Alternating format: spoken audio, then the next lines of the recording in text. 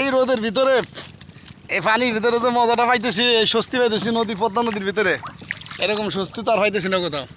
নৌকে উঠলে কি আবার মোবাইল পড়ে যাবে নাকি হুজুর?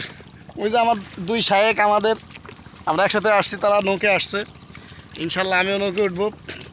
তো এরকম যারা নদীর ভিতরে গরমে যারা খুব কষ্ট করতেছেন তাদের বলবো যে আপনারা অবশ্যই নদীর ভিতরে এসে গোসল করবেন, খুব শাস্তি পাবেন, খুব মজা পাইবেন থাইকে। এই না আসলে বুঝবেন না, ঠিক আছে, যে এটার ভিতরে কত মজা।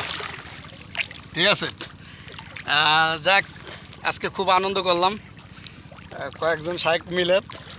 এই যে দেখেন নদীর ভিতরে আসলে এই পানিগুলো খুব ঠান্ডা, জম্মের ঠান্ডা। ঠিক আছে, অনেক মজা পাচ্ছি। যারা মানে গরমে খুব কষ্ট উপভোগ করতেছেন, যাদের সাইডে নদী আছে, আমি বলবো নদীতে নামে পারেন জলদি। নদীতে না নামলে বুঝবেন না যে এটা বলতে কী মজা। ঠিক আছে, এই যে দেখেন, এই যে এই যে উঠে গেলাম নৌকার ভিতরে। শায়েকরা নৌকা পুরো দমে চলতেছে একবারে, ইঞ্জিল বিন নৌকা না, ধীরে ধীরে চলতেছে। এই যে আমরা নদীর ভিতরে আছি, ঠিক আছে, মানে অনেক মজা লাগতেছে। না, ছবি টবি তুলতেছে লাইভ। হ্যাঁ, লাইভে না, এই যে মাঝে মাঝে দেখেন যে আমরা নাড়াচ্ছি, আমাদের কিন্তু ভয় হচ্ছে কোন সময় যেন নিউজ আবার করে দেয়, কিন্তু তারপরেও ভালো লাগতেছে নাকি? সেরকম একটা এনজয় হচ্ছে, অনেক দিন পরে ভালো একটা এনজয় করতে পারলাম। ঈদের সময় এত এনজয় হয় নাই।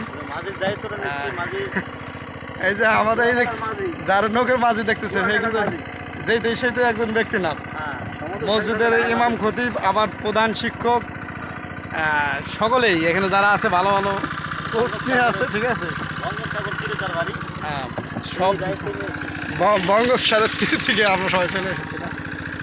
যাই হোক, এই রোদের উত্তপ্ত তাপদাহ থেকে নিজেকে স্বস্তি দিতে অবশ্যই নদীতে আসা ভালো, নদীতে গোসল করা ভালো।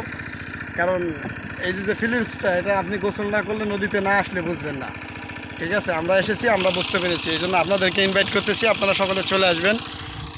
তো যাই হোক, আমরা এখন একটু ছবি টবি তুলব, দেখা যাক।